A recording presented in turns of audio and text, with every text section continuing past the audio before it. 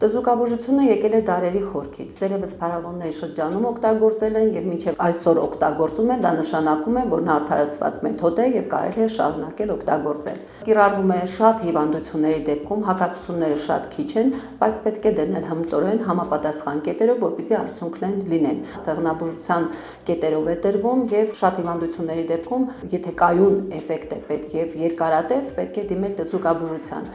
Իհարկե չի կարելի բացառել դեղորայքային բուժումը, որտեղ ինչպես գիտենք, սուր վիճակների ժամանակ անպայման դեղորայքի կարիք է լինում, պարզապես կարելի է ժամանակ առ ժամանակ զուգակցել տզուկաբուժության, որպեսզի այդ ստացված էֆեկտը լինի երկարատև եւ կայուն։ Տզուկները հիմնականում ազդում են աննյութերի միջոցով, որոնք տալիս են իրենց թեքի հետ միասին այրան մեջ եւ մոտ 100-ից ավելի ֆերմենտներ են, հիմնական բուժիչ ազդեցությունը գործում է այս ֆերմենտների միջոցով։ Իհարկե դա միակ մեխանիզմը չէ, տզուկները նաեւ, այսպես ասած, առաջացնում են այրան հոսք, բեռնաթափում այրան շրջանառության, որը եւս ազդեցության գլխավոր մեխանիզմներից մեկն է։ Եվ ինչպես ասեցի, նրանք հիմնականում դրվում են ասեղնաբուժության կետերով, այսինքն նրանք ունեն հատուկ կետեր, որով դրվում է եւ համապատասխան մերիդիաններով կենտրոն է գնում պատասխան, ռեակցիան ստացվում է։ Եվ այսօր ապացուցված է, որ տզուկները հիմնականում կարգավորում են բիոդաշտը, կարգավորում են այնպես, ինչպես ոչ մի էքստրասենս չի կարող կարգավորել եւ կա հատուկ նկարահանումներ, որոնք ցույց են տալիս, թե ինչպես է բիոդաշտը կարգավորվում։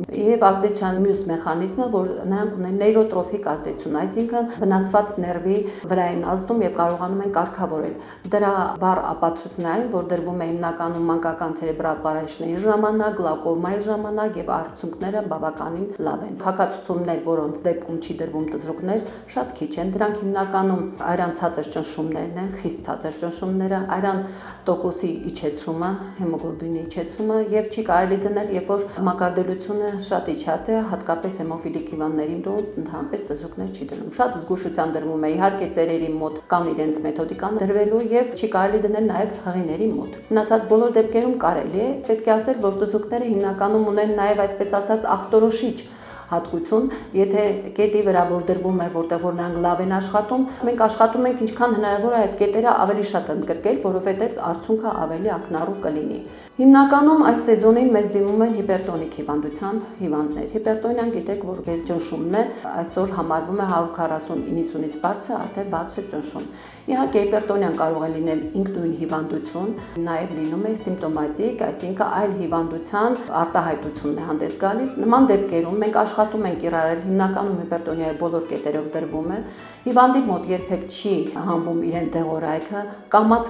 է պակասեցվում, որ հասցնեն մինիմումին կամ ընդհանրապես հանենք։ Իհարկե մարդիկ, որոնք երբեք դեղորայք չեն օգտագործել եւ մեզ դիմում են առաջին անգամ, նման մարդկանց մոտ հիպերտոնիկ հիվանդություն շատ ավելի արագ է կարգավորվում եւ երկարատև կայուն էֆեկտ է ստացվում։ Ազդեցության մեխանիզմը հանդիսանում է այն, որ այրան հոսք է լինում, այսինքն ծանրաբեռնվածությունն է իջեցնում եւ սրտի վրա հետ նագրուսկա, այդպիսի հասկացողություն կա, դա են պակասեցնում, այրան շրջանառությունն են լավացնում եւ հետագա բարդություններից, ինչպիսին որ կարող են լինել հիպերտոնիկ հիվանդության ժամանակ ինֆարկտ, ինսուլտ, նման հիվանդություններից հիվանդները խուսափում են։ Երևանում, ինչպես գիտեք, միանգամից շոկեց եւ վարիկոզ հիվանդների մոտ հիմնականում սկսվեց սրացում հիվանդության, որովհետեւ երակները ավելի լայնանում են, ցավեր են տալիս, այտուցվածություն, հոգնածություն, հիմնական գանգատները հիվանդների դրանք են վարիկոզով։ Իհարկե նման դեպքում վարիկոզը որպես այդպեսին վտանգավոր չէ, ուղղակի նա ունի պրոգրեսիվող ընթացք եւ կարող է հետագայում բարդանալ թրոմբոֆլեբիտով,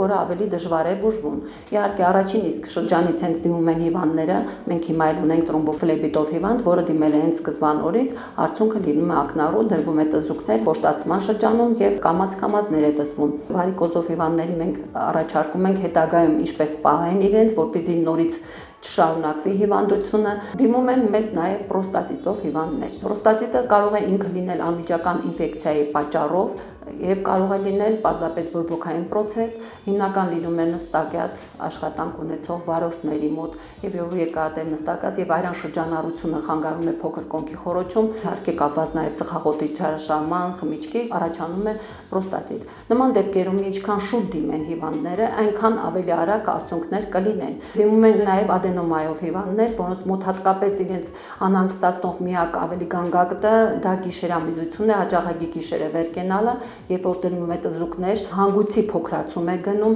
բորբոքային process-ը պակասում է, քանի որ պրոստատը իր չափերով որոշակի փոքրանում է, այլևս չի սեղմում միզապարկին եւ այդ գիշերամեզության երևույթները պակասում են, որից հիվանդների հիմնական գանգատը դա է եւ ավելի լավ են զգում։ Դիմում են նաեւ կանայք բոլոր բորբոքային process-ների ժամանակ, ինչպես նաեւ չբերության ժամանակ, արդյունքներ կան, հետազոտությունները գնում են։ Կարող են դիմել բազմաթիվ այլ հիվանդությունների ժամանակ, ինչպես վահանաձև գեղձի բորբոքումների ժամանակ, այսինքն այդտեղ կա գիպոթիրեոզ եւ հիպերթիրեոզ, այսինքն երբ որ կա ֆունկցիայի բարձրացում եւ նաեւ իջեցում, նման դեպքերում եւս դիմում են հիվանդներ։ Իհարկե, նման դեպքում պարտադիր էնդոկրինոլոգի հսկողության տակ դիմում են գլաուկոմայով հիվանդներ, հատկապես ուժեղ ցավի գլաուկոմայի այդ նոպան կարող են քանել տզրուկներ դնելու միջոցով։ Հետագա հսկողությունը միշտ կատարվում է օկուլիստի կողմից, իրեն ակնաբուժի կողմից, մենք կատարում ենք դնում ենք տզրուկներ, համապատասխան ամեն անգամ պետք է ակնաբուժը նայի ինչպես է վիճակը, հաջորդը ուղղորդի մեզ նույնպես, այնպես որ համագործակցել բոլոր բժիշկների հետ շատ լավ է, արդյունքներ կան։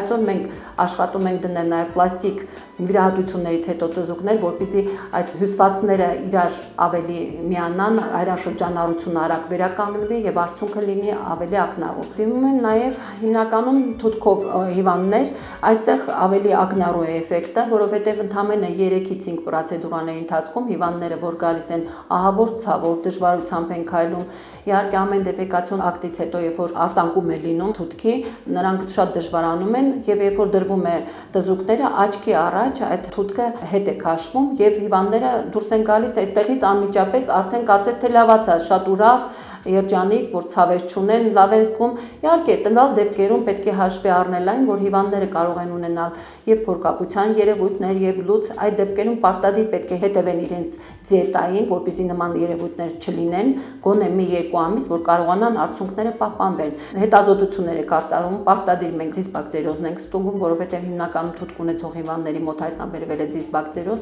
եւ պետք է ֆլորան աղիների կարգավորեն։ Իհարկե, վարժություններ կան, որ պետք է արվեն, որպեսզի արդյունքները լինեն նորմալ եւ հետագայում նորից կրկնություն չլինեն։ Նրանք, ովքեր հետևողական են, շատ լավ արդյունքներ են ունենում։ Դնում են իհարկե եւ նաեւ, երբ որ կան հարվածներ, կապտուկներ, արագ որպեսզի այդ կապտուկները անցնեն, նման դեպքերում նույնպես դնում են տզուկներ։ Դնում են կոսմետիկ նպատակով, հատկապես աղջիկների մոտ, երբ որ կան արտահայտված ակնեներ, կան նույնիսկ սպիներ դեմքի վրա, նման դեպքում դրվում է տզուկներ, որպեսզի վերականգնվեն, միաժամանակ կատարվում է իհարկե դարսոն վալացում, այսինքն ֆիզիոթերապևտիկ բուժում, որպեսզի արդյունքներ լինեն։ Հիվանդները պարտադիր մեզ մոտ հետազոտվում են, այն ինչ որ մեզ մոտ կատարվում է, իսկ ինչ որ չէ, անպայման ուղարկվում են համապատասխան կենտրոններ, հիվանդները գալիս են հետազոտված